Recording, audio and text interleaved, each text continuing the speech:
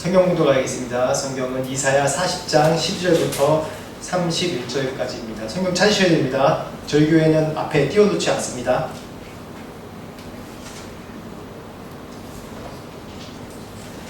제가 컨트롤하겠습니다. 이사야 40장 12절부터 31절까지입니다. 교독으로 읽겠습니다.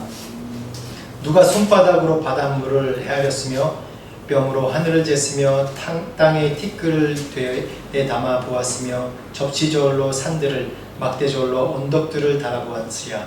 누가 여호와의 영을 지도하였으며 그의 모사가 되어 그를 가르쳤으랴. 그가 누구와 더불어 운하셨으며 누가 그를 교훈하였으며 그에게 정의의 길로 가르쳤으며 지시를 가르쳤으며 통달의 도를 보여주었느냐. 보라, 그에게는 열방이 통의 한 방울 물과 같고 저울의 작은 티끌 같으며 성들은 떠오르는 먼지 같으리니 레바논은 땔감에도 부족하겠고 그 짐승들은 번제에도 부족할 것이라. 그의 앞에는 모든 열방이 아무것도 아니라 그는 그들을 없는 것 같이 빈 것 같이 여기시느니라. 그런즉 너희가 하나님을 누구와 같다 하겠으며 무슨 형상을 그에게 비이겠느냐. 우상은 장인이 부어 만들었고 장색이 금으로 입혔고 또 은사슬을 만든 것이니라. 궁핍한 자는 거제를 드릴 때 썩지 아니하는 나무를 택하고 지혜로운 장인을 구하여 우상을 만들어 흔들지 아니하도록 세우느니라.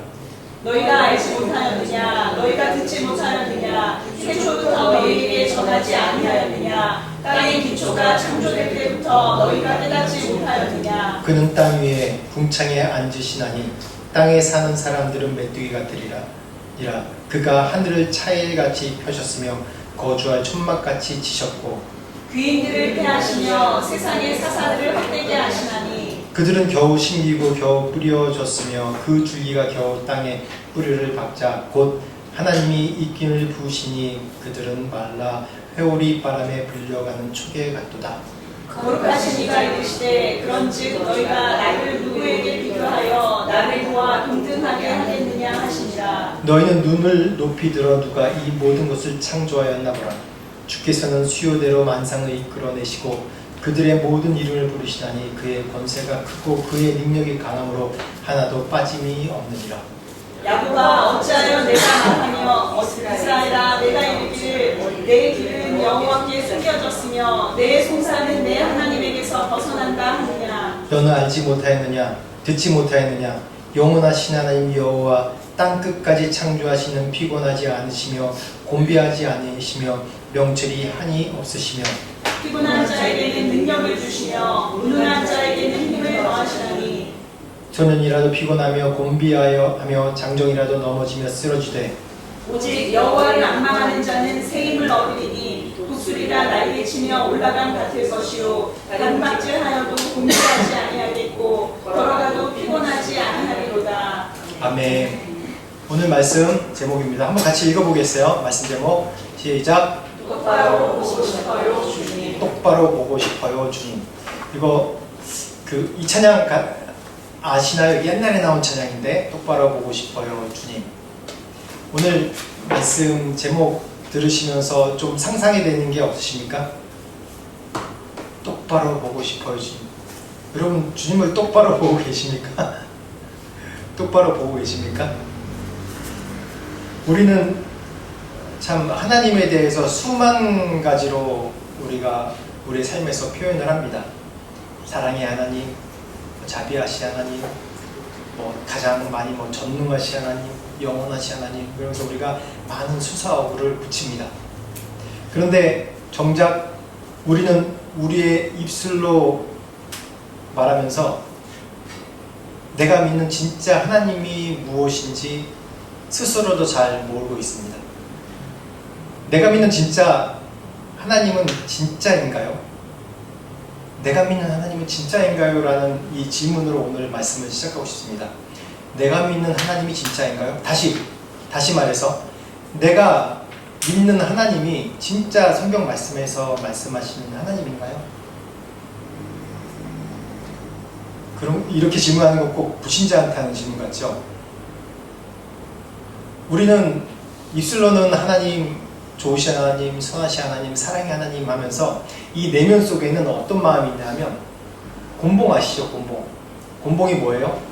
이 옛날에는 경찰들이 곤봉을 여기다 메고 다녔거든요. 지금은 그런 거 없는데 지금은 이렇게 딱 펼치면 아주 뭐라 하나 죄송합니다. 이 단어가 생각나서 날씬한 얍살한 그런 막 휘두르고 그러는데 옛날에 곤봉 2만 원으로 들고 다녔습니다.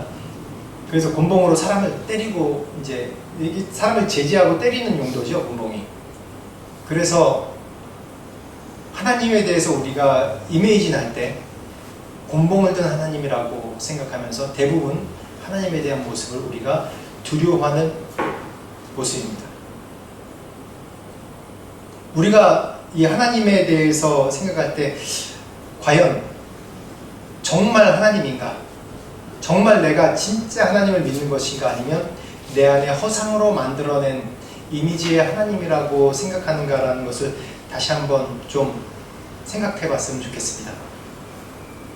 우리가 하나님을 오해하는 가장 큰 이유 중에 하나가 뭐냐면 우리의 제한된 시각이고 우리의 제한된 경험 때문에 그렇습니다. 그렇지만 하나님은 어떤 분이에요? 제한된 분인가요? 아니요. 무한하신 하나님이고 영원하신 하나님이고 우리가 상상할 수 없고 우리의 단어로 다 표현할 수 없는 그런 큰 하나님입니다. 우리의 뇌 구조는 어떠한 단어를 생각하기 전에 가장 먼저 우리가 생각하는 것이 뭐냐면 이미지예요. 이미지. 어떤 모습, 어떤 그런 영상으로 딱 찍는 것처럼 이미지로 딱 남아있습니다. 여러분 한번 생각해 보십시오. 어렸을 때 생각하는 그런 여러 가지 이미지들이 많이 남아있잖아요. 좋은 이미지, 나쁜 이미지, 어떤 건 영상으로 남아있을 수 있겠고 아무튼 이미지로 우리가 과거의 일들을 생각합니다. 그 사람이 태어나면서부터 처음으로 경험하는 것이 뭐냐면 어떠한 단어로 경험하는 것이 아니라 이미지로 경험한다고 해요. 그래서 어린아이가 입을 막 뛸 때 누구 얼굴을 많이 보냐에 따라서 엄마, 아빠 단어가 먼저 결정되는 것 같아요. 제가 우리 큰애 낳았을 때는 제가 그때 인도에 처음 들어갔다가 그 오리사 지역에 제일 처음에 들어갔다가 아파서 풍토병원에서 나와가지고 좀 요양하는 때였는데 몸이 아프니까 맨날 애 낳자마자 애만 보고 있었어요. 애 보고 항상 얼굴 보고 있으니까 동의할지 모르겠는데 우리 첫 애는 아빠를 먼저 했어요. 엄마보다. 아빠를 먼저 했어요. 그 어려운 아빠를. 엄마가 쉬운데. 그쵸? 맞죠? 아빠를 먼저 했어요. 근데 둘째, 셋째는 엄마를 먼저 하더라고요. 제 내피셜입니다. 그래서 사람이 먼저 이미지로 보는 것에 따라서 우리의 뇌는 보이지 않는 것들에 대해서 상상을 하고 거기에 대해서 또 감정을 담아서 생각을 합니다. 그래서 우리 뇌는 저장하게 되죠. 그게 바로 우리가 초기 형성된 우리의 경험의 그 저장치예요. 그러니까 정신학에서 이런 것들을 이제 배우나 봐요. 심리학이나 이런 거에서. 그래서 우리가 이런 전제하에 우리가 하나님에 대해 내가 왜 하나님 진짜 하나님 믿습니까? 라고 질문하냐면 당신이 믿는 하나님이 허상의 하나님이 아닙니까? 라고 질문하냐면 바로 이런 것 때문에 그래요. 우리가 태어나자마자 에덴이었습니까? 우리가 태어나자마자 천국에 살았습니까? 아니죠. 저주받은 이 땅, 타락한 이 세상에서 살고 있어요. 이 세상에서 가장 완전한 사랑은 우리 부모의 사랑이지만 그 사랑 또한 한계가 있고 그 사랑 또한 늘 상처가 있고 또 쓴뿌리가 있는 사랑들이에요. 그렇기 때문에 우리 부모 생각하면 사실 상처도 우리가 부모에 대한 상처도 많고 아쉬운 것도 많고 그렇지만 가장 크게 우리를 지탱하는 것은 우리를 향한 무한한 사랑, 아가페 같은 사랑 때문에 우리가 지탱해 살고 있는 걸 볼 수 있습니다.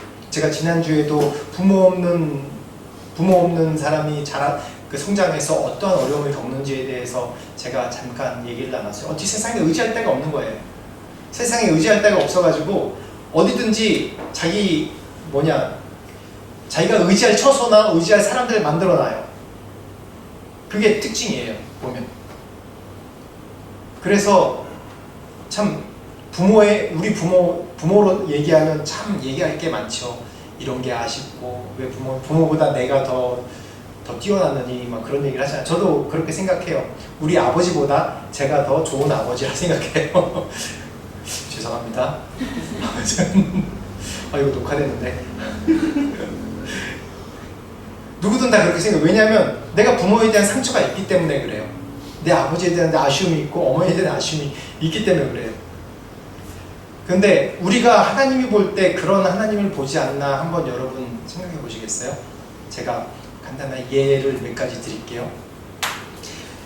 이 말씀 준비하면서 학대하는 괴롭힘꾼의 이미지, 처벌하고 통제하는데 즐거움을 느끼는 하나님.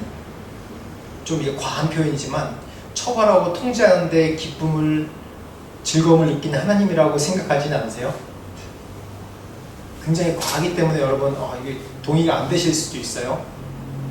근데 저는 하나님이 때로는 굉장히 무서워요.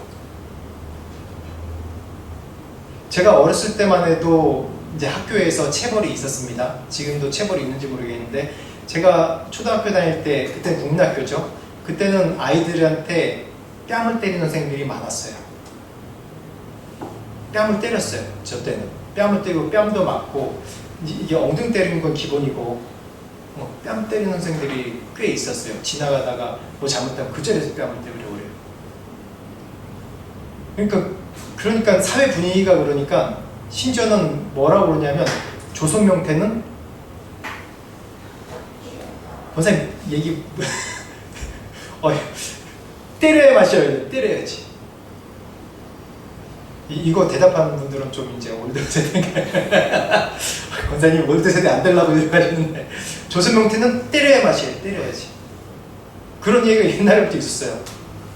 그러니까 사회 분위기가 뭔가 그 폭력을 가하는 거에 대해서 폭력으로 뭘 해결하는 거에 대해서 자연스럽게 여기는 그런 시대였습니다. 그렇기 때문에 저도 이러한 죄를 저질렀어요. 애들 주일학교에서 진짜 때리기도 했어요, 제가. 그래서 제가 20대 때 참 주일학교 총무도 하고 선생도 하고 신학생이라 총무도 시켰는데 아이들이 나를 굉장히 무서워했어요. 내가 막 인상 쓰고 막 혼내고 막 진짜 말 안 되는 손바닥 때리고 막 엉덩이 때리고 그러다 막 엎드려 뻗쳐 때린 건 아니고 막 위협도 하고 막 그러니까 날 굉장히 무서워했어요. 그게 전 맞는 줄 알았어요. 그때 당시 그렇게 애들을 통제해야 되는 줄 알았어요. 제가 무식한 거죠. 제가 잘못한 거죠. 제가 혹시 유명해져서 누가 이제 그런 거로 걸면 좀 걸려요. 늘 두려워요. 그래서 유명해지기 참 그래서 이거 유튜브 올리는 거 누가 나 보지 않나. 여러분 그런 이미지 없으세요? 저도 어렸을 때 아버지한테 맞기도 했어요. 어머니한테 많이 맞았고요. 근데 어머니 맞은 건 생각 안 하고 아버지한테 한 2번인가 맞았는데 그건 생각나요. 그러니까 아버지가 그래서 저도 이제 어렸을 때 애들을 좀 때렸는데 그 이후로는 우리 애들한테 지금도 좀 싫은 말은 아내한테 하라고 저는 싫은 말 웬만하면 안 해요. 왜냐하면 아버지의 한마디의 무거움을 제가 알기 때문에. 여러분은 어떠세요? 하나님 한번 생각해 보세요. 여러분 제가 설명드린 걸 통해서 내가 하나님에 대해서 어떻게 인식하고 있나, 어떻게 생각하고 있나 그걸 한번 끄집어내보세요. 지금 이 시간. 정말 중요한 시간입니다. 왜냐면 지금 연초잖아요. 올해 우리가 해야 될 건 뭐냐면 우리 교회 공동체가 해야 될 건 뭐냐면 하나님을 알되 힘써 알아야 되는 거예요. 우리가 진짜 하나님을 알고 있나, 내가 내 경험을 통한 허상의 하나님을 알고 있나 한번 여러분 생각해 봐야 됩니다. 그리고 불가능한 기대를 하게 하는 하나님이 아닌가. 그거는 부족해. 조금만 잘못해도 이거 부족해. 아니야. 특히 저 같은 경우에는 이 불가능을 기대하는 하나님에 대해서 어떻게 생각하냐면 늘 저는 많이 그랬겠죠. 전 비교를 상당히 많이 받았던 것 같아요. 항상 저희 부모님이 비교를 많이 했어요. 왜냐하면 참 이상하게도 꼭 공부 잘하는 애들은 내 친척이야. 그렇죠? 꼭 공부 잘하는 애들은 내 친척이고 뭐 어디 시험 봐서 뭐 대기업 붙은 건 꼭 내 제일 가까운 친척이야. 그래서 항상 비교를 했어요. 항상. 어렸을 때부터. 그러니까 저는 나름 못하진 않았거든요. 중3위는 된 것 같은데 늘 비교하니까 저는 항상 부족한 자식, 뭔가 부모에게 만족을 못 주는 자식. 옛날에는 이제 지금도 그런지 모르겠지만 공부를 잘하는 게 최고였거든요. 다른 거 다 떠나서 공부만 잘하면 최고야. 공부만 잘하면.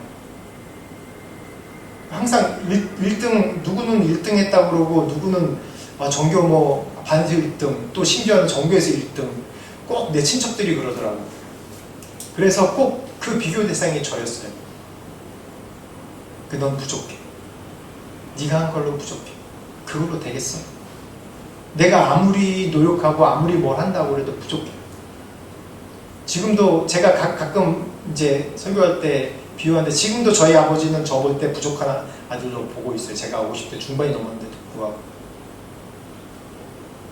아버지는 제가 아버지 입장에서 좀 이제 감정이입해서 아버지 생각해 보니까 어느 순간에 그렇게 보이겠더라고요. 내가 우리 아버지를 나를 그렇게 봤을 것 같아요. 그렇다고 교회 다니실 때 신앙은 좋은 분이 아니거든요. 제가 어렸을 때부터 아프기도 하고 외아들로 제 동생이랑 저랑 11년 차이나요. 11년간 자란 그 동안에 줄곧 어렸을 때 계속 아팠어요. 저희 죽음 앞에까지 간 적도 있었고. 그러니까 아버지 입장에 와서는 늘 아픈 자식이야. 그래서 뭔가 스스로 못하는 자식으로 늘 알고 있어요. 그렇기 때문에 또 비교를 하고, 그러니까 늘 뭘 하든지 간에 부족해. 여러분 하나님을 보실 때 그런 하나님으로 보지 않으신가요? 그리고 버림받을 공포. 내가 좀만 잘못하면 하나님은 나를 버리실 거야. 제가 어렸을 때 한 4살 때 5살 때 기억인데, 저희 어머니가 이제 한 6개월인가 1년을 일하러 갔어요. 긴 기간은 아니었다고 그러더라고요. 저는 굉장히 긴 기간이라고 여겼는데 일을 하러 다니셨어요. 아버지 두 분이 맞벌이 하신 거예요. 근데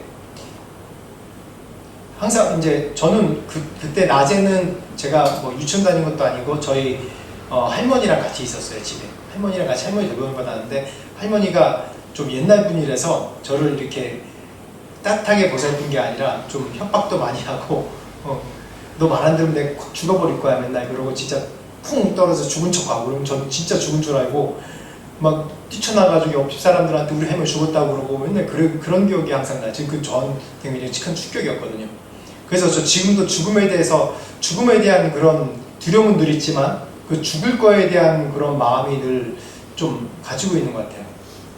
근데 그렇게 저는 낮에 돌봄받지 못했다고 생각하니까 우리 어머니가 저녁 때 항상 퇴근했다고 그러더라고요. 저희 아버지가 제가 작년에 가서 여쭤봤는데 그렇게 긴 기간 일한 것도 아니고, 또 어머니가 항상 저녁 때 퇴근해 오셨대요.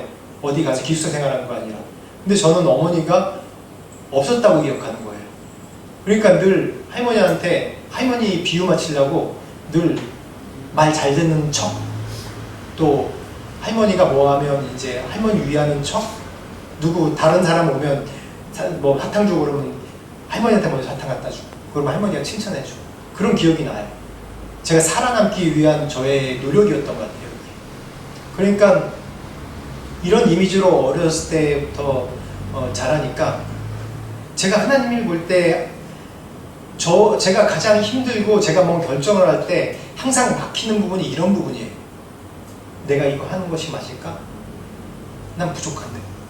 그렇다고 제가 자만해서 난 넉넉하니까 당연히 할 수 있습니다 그런 건 아니지만 그런 거랑은 다른 겸손이에요. 정말 하나님은 나를 혼낼 것 같고, 내가 뭐 하든지 만족하지 못할 것 같고, 내가 뭐 하든지 잘한다 얘기를 안 하실 분 같아요. 그래서 저는 항상 누구한테 잘한다 소리를 또 듣기보다는 가장 가까운 사람한테 잘한다는 얘기를 듣기 원하는 거예요. 그래서 맨날 뭐 끝나면 아내한테 잘했어 라고 물어보면 꼭 저희 부부는 그래요. 굉장히 객관화가 잘 돼 있어요. 잘했다 얘기를 안 해요. 객관적으로 얘기해요. 객관적으로. 그래서 어느 선교사님, 선배 선교사님 그러더라고요. 야, 너희 부부는 굉장히 객관적이다. 편을 왜 이렇게 안 되잖아. 그러더라고요. 그래서 저는 제가 이런 만든 진짜 하나님을 본 게 아니라 내 어렸을 때부터 받은 그런 이미지의 하나님으로 계속 보니까 계속 뭔가 내가 노력해야 되고 그래야지 하나님을 내가 만날 것 같고 그래야지 내가 하나님께 가까이 갈 것 같고 라는 그런 이미지를 계속 갖고 있는 거예요. 근데 하나님은 어떠한 하나님입니까? 오늘 말씀 가운데 영원하신 하나님입니다. 변치 않는 겁니다. 그리고 창조하신, 오늘 말씀에 창조하신 창조주십니다. 그리고 피곤치 않으시며 능력이 무한하신 하나님이고 또 명철이 한이 없는 하나님입니다. 그런 하나님이에요. 그렇죠? 이건 변치 않죠? 여러분 지식적으로라도 대답하세요. 맞죠? 그런 하나님 맞죠? 근데 그 진짜로 그런 하나님이 나의 하나님이냐는 거예요. 근데 이걸 좀 약간 철학적으로 제가 좀 설명을 해드릴게요. 우주는 두 가지 우주가 있습니다. 지금 영화에 얘기하는 지금 시간이 어떻게 정지시킨 다른 우주 생겨 그런 우주가 아니라 우주는 물질적인 우주와 영적인 우주 이 두 가지로 나눠볼 수 있어요. 여러분 골로새서 1장 15절에서 17절 한번 찾아보시겠어요? 성경 말씀에 있어요. 물질적 우주와 영적 우주는 우리가 그냥 단어로 선택한 거지 성경 말씀에 있습니다. 골로새서 1장 15절에서 17절까지 말씀. 골로새서 1장 15절에서 17절까지 말씀입니다. 짧으니까 같이 한 목소리로 같이 읽어보겠습니다. 골로새서 1장 15절에서 17절까지 말씀 같이 읽어보겠습니다. 시작. 그는 보이지 아니하는 하나님의 형상이시요 모든 피조물보다 먼저 나신 이시니 만물이 그에게서 창조되되 하늘과 땅에서 보이는 것들과 보이지 않는 것들과 혹은 원건들이나 주권들이나 통치자들이나 원세들이나 만물이 다 그로 말미암고 그를 위하여 창조되었고 또한 그가 만물보다 먼저 계시고 만물이 그 안에 함께 섰느니라. 아멘. 여기서 단어 보면 16절 말씀에 뭐라고 되어 있죠? 보이는 것들과 또 그치 보이지 않는 우리 아이들도 어린이들도 정확하게 얘기하잖아요. 보이는 것과 보이지 않는 것들을 단어화해 보세요. 보이는 것들은 뭐예요? 물질이잖아요. 물질, 매트리얼. 보이지 않는 것, 스피리추얼. 그러니까 물질적 우주와 영적 우주가 있는 거예요. 물질적 우주는 뭐겠어요? 우리가 안드로메다, 은하계, 또 태양, 또 물질, 우리가 보이는 물질, 우리 이 세상에서는 빛으로 통해서 반사되는 그런 것들을 다 물질이죠. 그래서 이 물질 공간에는 시간과 공간과 또 빛과 이런 것들이 있죠. 시간과 공간이에요. 빛은 태양으로부터 나오는 빛만 빛이 아니라 원래부터 있는 빛이 있어요. 창세기 1장 말씀에 빛을 창조하신 분이 바로 하나님입니다. 왜냐하면 우리가 태양빛만 볼 수 있는 게 아니라 우리가 천체만한 경우로 멀리 몇십억 광년에 떨어져 있는 빛도 보잖아요. 그 빛 자체가 존재해 있는 거예요. 보이는 것들, 시간과 공간에 제한받는 것들입니다. 근데 보이지 않는 것들은 뭐죠? 영적인 거예요. 천사, 하나님의 보좌, 또 귀신, 마귀 이런 것들이 다 보이지 않는 것들입니다. 근데 하나님은 이 보이지 않는 것들과 보이는 것들 모든 것을 창조하신 하나님이라고 분명히 말씀하고 있죠. 하나님은 이 두 우주를 다 창조하셨어요. 그런데 우리는 어때요? 이 보이지 않는 물질적인 우주에는 영이 없습니다. 보이는 우주에는 영이 없습니다. 물질만 존재해요. 오직 영을 가진 건 누구예요? 인간 하나밖에 없어요. 하나님이 이 물질 우주와 영적 우주 모든 걸 총괄하고 계시고 운영하고 계시고 지금도 질서를 유지하고 계신 분이에요. 그런데 이 물질적인 우주의 대표자가 누구냐면 우리 인간이에요. 하나님이 우리 인간을 만드실 때 그 코에 생기를 불어 넣으시고, 생기가 뭐예요? 생명을 불어 넣으셨다고. 바로 성령을 우리 가운데 불어 넣으신 거예요. 성령, 그 영을 불어 넣으신 겁니다. 그래서 이 세상에서는 우리를 통해서, 이 물질 세계에서 우리를 통해서 하나님께 영광 돌릴 수 있는 거예요. 우리를 통해서 하나님을 만날 수 있는 거예요. 그래서 우리를 통해서 이 세상이, 이 물질적인 세상이 축복받을 수 있는 거예요. 근데 인간이 어떻게 됐습니까? 타락했어요. 하나님을 배신했어요. 그래서 어떻게 돼요? 하나님은 우리를 저주하지 않으시고 이 땅을 저주하셨습니다. 물질 세계를 저주하신 겁니다. 그래서 영원히 이 물질 세계는 하나님과 소통하는 것을, 하나님께 나가는 것을 못해요. 오직 하나님께 나가는 걸 할 수 있는 건 누구예요? 인간이에요. 하나님을 인식하고 하나님과 소통할 수 있는 것은 오직 인간이에요. 그런데 어떻게 됐어요? 우리는 하나님을 믿는데도 불구하고 하나님은 어떤 형상으로 봐요? 우리를 핍박하는 하나님, 내 말을 듣지 않는 하나님, 나에게 고난을 주고 가난을 주고 어려움을 주고 나를 힘들게 하는 하나님, 그런 하나님으로 내 안에 형상화되어 있으니까 어때요? 내 딸린 물질 세계들이 다 그렇게 되는 거예요. 맞잖아요. 이 세계에 저는 뭐 그렇게 나누는 거 되게 싫어하는데, 부정할 수 없는 게 하나님을 믿는, 제가 인도에도 오래 있었는데 그곳에 하나님을 오래전부터 복음이 들어온 땅은 달라요. 여전히 그 땅이 힌두교가, 전역이 힌두교가 많이 하는데도 불구하고 사도 도마가 그 남인도 코치로에서 들어와서 이제 그 첸나이에 뭐 순교했다, 첸나이에 순교했다, 그렇게 얘기가 있는데, 근데 그 라인 자체가 인도에서 그래도 가장 부유한 곳이고 가장 사람들이 성품이 마일드해요. 저는 중북 쪽에 살았는데 중북 쪽에 인도에 있다가 남쪽으로 내려면 마음 편하네요. 사람들이 그나마 도의가 그래도 약간 있어요. 그러니까 2000년 전부터 내려온 그런 믿음의 그런 뿌리들이, 믿음의 사람들이 지나가는 곳이 달라지는 거예요. 그곳에 누가 거하냐에 따라서 그 땅이 달라져요. 전 선교지에서 그걸 경험했거든요. 그 땅에 정말 믿음의 사람이 거하는 것, 우리가 물질 세계에 살고 있으니까 우리의 몸도 굉장히 중요합니다. 우리가 어떻게 사냐가 중요해요. 우리가 어떻게 생각하냐가 너무 중요해요. 그래서 이곳에 교회가 있는 것도 너무 중요합니다. 그리고 여러분들이 어디에 살고 있느냐, 그것도 너무 중요해요. 여러분 예수 믿는 사람들이잖아요. 끊임없이 내가 피 흘리면서 내 안에 이 잘못된 하나님을 보는 허상과 싸움을 하고 있지만은 근본적으로 나는 하나님의 자녀라는 거 내가 믿잖아요. 그 사람이 거기서 어떻게 사느냐에 따라서 그 지역이 달라지고 나와 관계된 사람들이 달라지고 내가 바로 축복의 통로가 되는 거예요. 나를 통해서 내 딸려있는, 이 철학적으로 과학적으로 얘기하면 딸려있는 이 물질 세계가 축복받는 겁니다. 나로 인해서 그 땅을 축복해 주시는 거예요, 하나님이. 왜? 이 물질 세계에서 유일하게 영적인 세계 하나님과 소통할 수 있는 것은 누구예요? 바로 나기 때문에. 근데 이걸 인식하는 사람이 누구예요? 우리 예수 믿는 사람들이란 말이에요. 하나님을 아는 사람들이란 말이에요.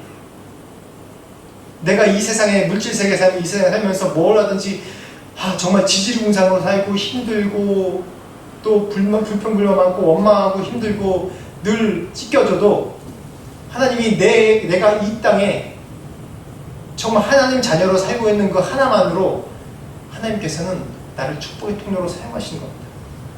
있습니까?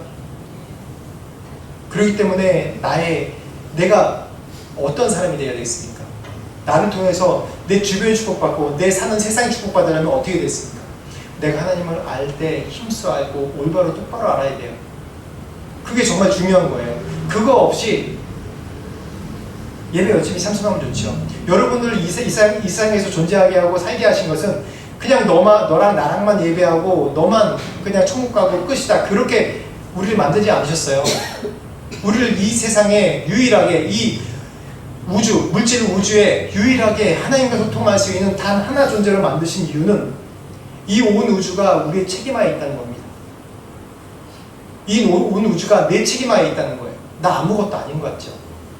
지금 지지공상을 살고 있잖아요. 고난의 허덕이 있고 내 삶의 허덕이 있고 힘들지만 이 온 우주가 내 손에 달려있는 겁니다. 쉽게 얘기해서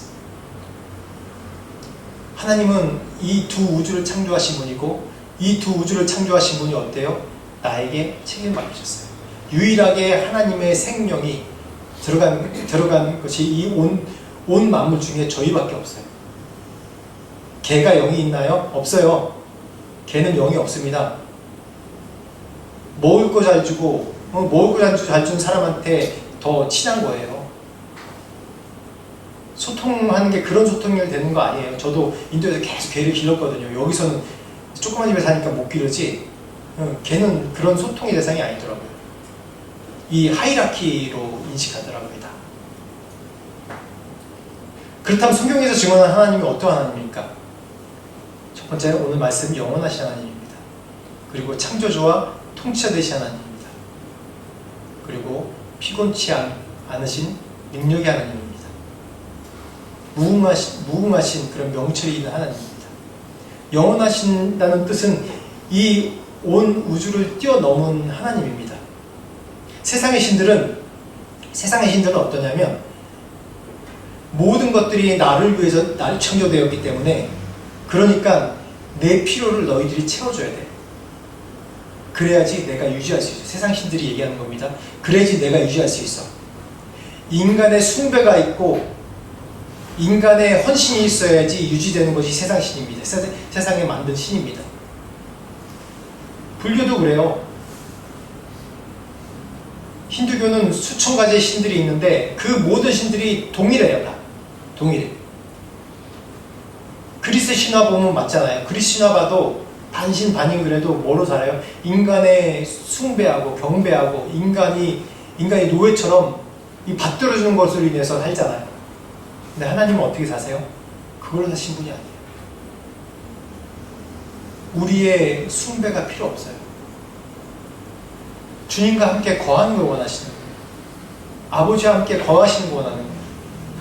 근데 우리는 이게 신화적인 세계관이거든요. 이 신화적인 믿음이에요. 뭐든지 뭔가 감흥이 있고 하나님을 기쁘게 해주고 하나님을 감흥시켜야지, 하나님을 만족시키고 하나님을 감동시켜야지 하나님이 나를 위해서 일하실 것 같다는 그런 생각. 굉장히 세상의 신화적인 믿음이란 말이에요. 하나님 그렇게 하지 않으셔도 저희를 돌보시고 이끄시잖아요. 지금 내가 저주한 말대로 다 하면 이 세상 사람들 다 죽습니다.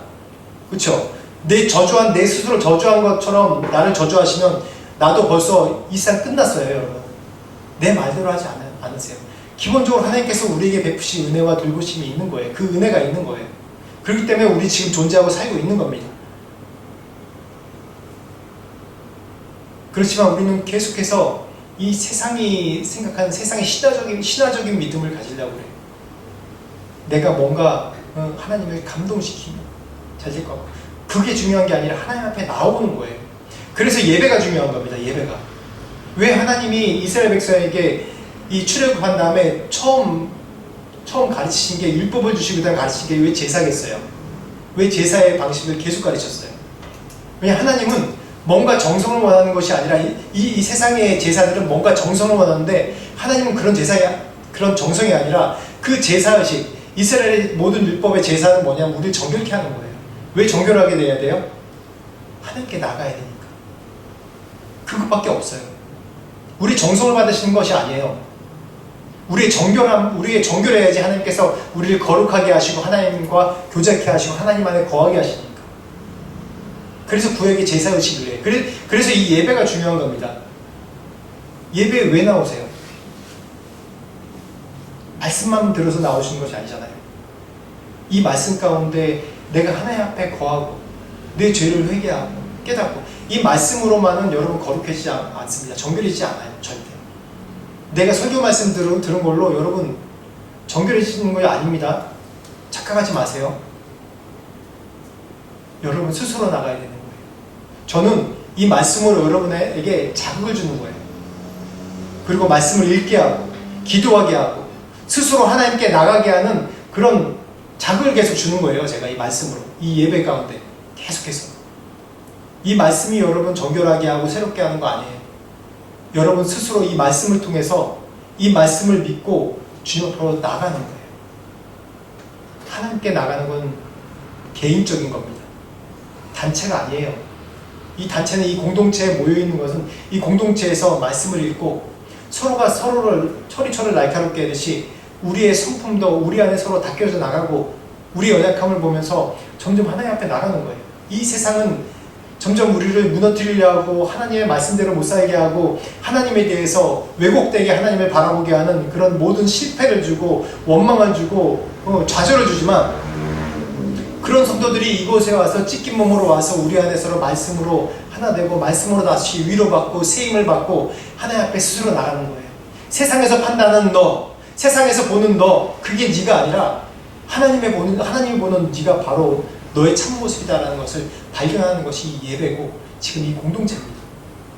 그러면서 어떻게 해요? 스스로 하나님 앞에 나가야 돼요. 계속해서 하나님은 영원하신 하나님입니다 라고 고백하시고, 또한 나를 창조하시고 지금도 이 세상을 통치하는 하나님이라고 고백하시고, 나는 지치고 힘들어 쓰러지면 하나님 피곤치 아니하시고 영원 무궁히 나를 돌보시고 인도하시고 그 지혜로 나를 인도하신 하나님이라는 그런 믿음을 가셔야 됩니다. 그래서 우리가 시련을 대하는 태도는 한 가지 예화가 있는데, 어느 수도원에 이 수도사가, 브루노라는 수도사가 있었습니다. 그 수도사가 깊은 산속에 들어가서 움막을 짓고 이제 기도를 하겠다고 결정하고 들어갔습니다. 근데 움막에 창문을 만들어 놓고 움막에서 기도를 하는데 이 개구리들이 밤에 굉장히 시끄럽게 개구를 웃는 겁니다. 그래서 이제 호통을 치는 거야. 야, 이 녀석들아, 이 수도사가 하나님 앞에 기도하려고 그러는데 어디 그렇게 시끄럽게 울어? 그러니까 조용해지더래요. 그래서 문을 딱 닫고 다시 기도하는데 이제는 저 건너편의 개구리가 막 개굴개굴 그러고 울더랍니다. 그래서 기도했대요. 하나님, 제가 이렇게 기도하려고 하는데 하나님 앞에 하나님 임재 가운데 나가려고 하는데 이놈의 개구리들이 이렇게 시끄럽게 하니까 기도가 안 됩니다. 하나님, 저 개구리 입을 좀 어떻게 꼬매주든지 좀 죽여주세요. 그렇게 기도를 했대요. 근데 그때 하나님이 말씀하시는 것이 뭐냐면, 사랑하는 아들아, 저 개구리를 누가 만들었느냐? 네, 주님이 만들었습니다. 개구리라고 너처럼 나에게 기도할 자격이 없느냐? 쟤들 나를 위해서 나에게 기도하고 찬양하는 것이다. 그러니까 이제 이 관점의 전환이 확 된 거예요. 그래서 문을 확 열어놓고, 그래, 우리 함께 기도하자 그러면서 그 소리가 그 다음부터 찬양 소리 들리고 기도 소리도 들린다는 거예요. 관점의 전환입니다. 우리에게 있는 시련과 고난은 우리에게 재앙이 아닙니다. 그거는 우리를 거룩하게 하시려고, 우리를 주님 앞에 나오게 하시려는 하나님의 인도하신 거예요. 섭린 거예요. 우리의 주변 상황은 변치 않아요. 변해야 되는 건 우리의 관점이 바뀌어야 돼요. 왜냐하면 우리의 관점은 계속해서 허상의 하나님을 계속 가짜 하나님을 쫓고 있기 때문에 계속 내가 내 주변 상황도 감사하게 받아들이지 못하는 거예요. 그래서 제가 항상 얘기하는 게 시편 100편 말씀에 감사함으로 그 문에 들어가며 찬송함으로 궁전에 들어간다고 얘기했어요. 하나님의 천국에 들어갈 때, 하나님의 나라에 들어갈 때는 감사가 없는 사람은 들어가지 못한다고 제가 예전에 얘기했습니다. 감사가 제일 먼저입니다. 감사하지 못하는 사람은 내가 허상의 하나님을 쫓고 있는 겁니다. 그래서 우리가 믿음, 의지적인 결단을 해야 돼요. 내가 경험되지 않은, 내가 영원한 하나님 이해 못하잖아요. 전능하신 하나님 이해 못하잖아요. 사랑의 하나님 이해하는 건 내가 요 정도밖에 없어요. 그렇지만 이것은 내 감정과 내 경험의 문제가 아니라 내 의지적인 결단이에요. 믿음의 문제인 거예요. 여러분, 진화론, 이제 어성경 저희가 이제 하고 있었는데, 어성경 하면 진화론에 대해서 설명해요. 진화론의 전제가 뭔지 아세요? 진화론은 불확실한 거예요. 설명되지 않는 거예요. 우리 창조론은 신이 있고, 신화론도 신이 있어요. 근데 진화론은 우연이 된 거예요. 우연이. 뭐든지 우연이 됐다고 해요. 우연으로부터 시작해요. 우리 옛날 과학 시간에 배울 때도 뭐 아메바가 어떻게 만들어졌어요? 우연히. 그 우연, 그것도 보면 우연을 믿어야지 진화론을 믿는 거 아니에요. 온 세상이 다 믿음의 문제라니까요. 여러분이 한국 사람이라는 거 어떻게 아세요? 한국 사람인 거 믿음의 문제예요. 한국말 잘하는 외국 사람일 수도 있잖아요. 그렇죠? 근데 주민등록증이 있다고 우리 가짜 쓸 수 있잖아요. 의심하면 모든 것이 다 의심되는 거예요. 믿음의 문제인 거예요. 믿음의 문제가 뭐냐면 결단하는 거예요. 내가 하나님이 이러한 하나님이라고 믿습니다라고 결단하고 선포하는 겁니다. 그래서 선포가 중요해요. 결단이 중요한 겁니다. 내가 이러한 하나님을 들을 때 맞습니다. 하나님은 영원하신 하나님이고 전능하신 하나님이고 사랑이 많은 하나님이시고 나를 언제나 나를 받아주시고 용납해 주시고 나를 하나님 전으로 인도하신 하나님입니다 라고 고백하는 거예요. 믿음의 문제인 거예요. 그래서 우리가 치유와 회복되는 이 4단계를 제가 적어봤습니다. 뭐냐면 정직한 직면, 내게 있는 두려움과 어려움이 무엇인가, 무엇으로부터 기인하는가라는 것을 한번 직면해 보세요. 무엇으로부터 시작되는가? 아마 대부분 내가 생각하고 있는 것들이 대부분 내가 어렸을 때부터 된 이미지로부터 기인한 것들이 많을 거예요.